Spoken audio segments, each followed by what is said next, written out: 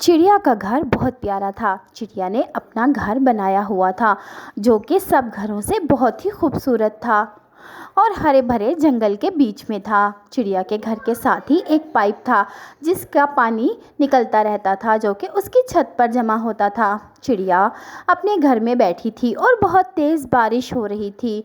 चिड़िया ने अपने दोनों बच्चों से कहा, बच्चों, ये बारिश तो रुकने का नाम ही नहीं ले रही है और दाना तो घर में है ही नहीं।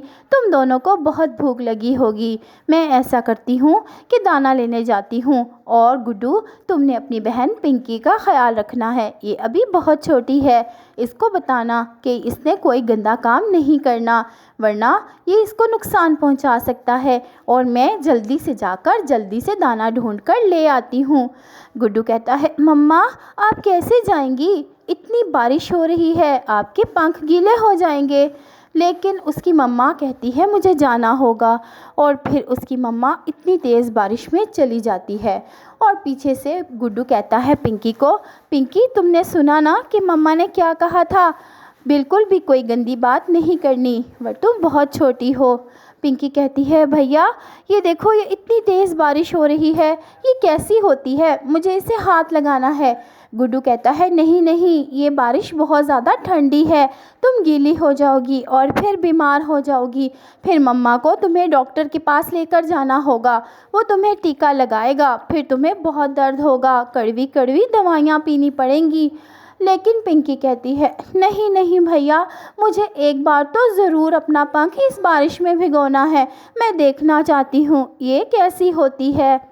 वो बहुत ज़िद कर रही थी। वो बिल्कुल भी गुड्डू की बात नहीं मान रही थी। और गुड्डू कहता है, नहीं नहीं, ऐसा मत करो, वरना मम्मा आकर मेरी भी पिटाई करेंगी और तुम्हारी भी। लेकिन पिंकी तो गुड्डू से संभाली ही नहीं जा रही थी।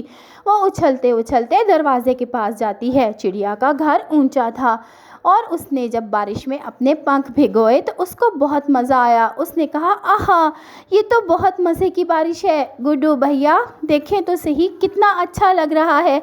आप भी अपने पंख इसमें डुबोएं, फिर आपको बहुत मज़ा आएगा। पिंकी बहुत उछल रही थी।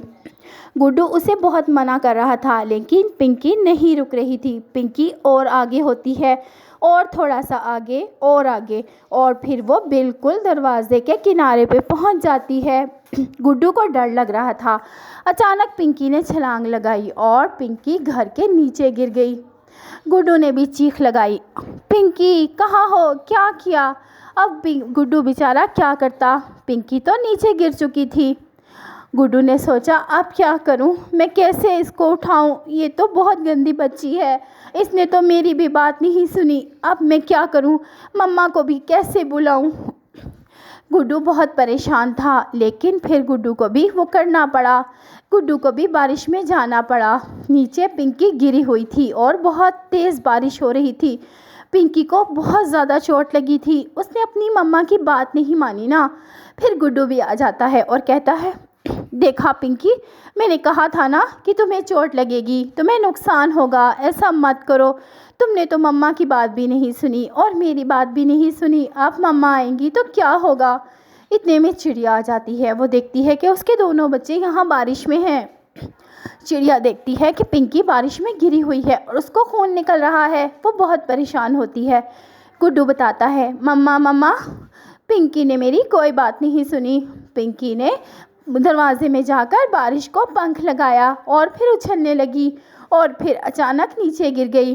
फिर मम्मा उठाकर तीनों को घर लेकर आती हैं और पिंकी की मरहम पट्टी करती हैं और फिर गरम गरम सूप बनाती हैं, क्योंकि पिंकी तो भीग चुकी होती है। बहुत ही ज़्यादा उसको ठंड लग रही थी और गुड्डू को भी, क्योंकि गुड्डू भी पिंकी के पीछे चला गया था और भीग रहा था। और चिड़िया बेचारी तो गई ही दाना लेने थी बारिश में अपने बच्चों के लिए। और फिर घर आकर उसने सूप बनाया और पिंकी को कहा, कितनी गंदी बात है, तुमने बिल्कुल बात नहीं मानी, अपनी मम्मा की भी और अपने भाई की भी, और देखो क्या हुआ। पिंकी बहुत डरी हुई थी और बहुत ज़्यादा शर्मिंदा थी और कहती है, मम्मा मम्मा, मुझे माफ़ कर दें। भैया, आप भी मुझे माफ़ कर दो, मैंने आप दोनों की बात नहीं सुनी और देखें मुझे कितनी चोट लगी है, मेरे पंख से खून भी बह रहा था। मम्मा, आज के बाद मैं कभी भी ऐसा नहीं करूँगी, मुझे माफ़ कर दें। तो प्यारे बच्चों, अगर ये कहानी आपको ज़रा सी भी अच्छी लगी है तो जल्दी से लाइक वाला बटन दबाओ और हमारे चैनल को सब्सक्राइब करो, तभी तो इतनी अच्छी अच्छी कहानियाँ आपको मिलेंगी ना। तो जल्दी से सब्सक्राइब किया करो ना भाई।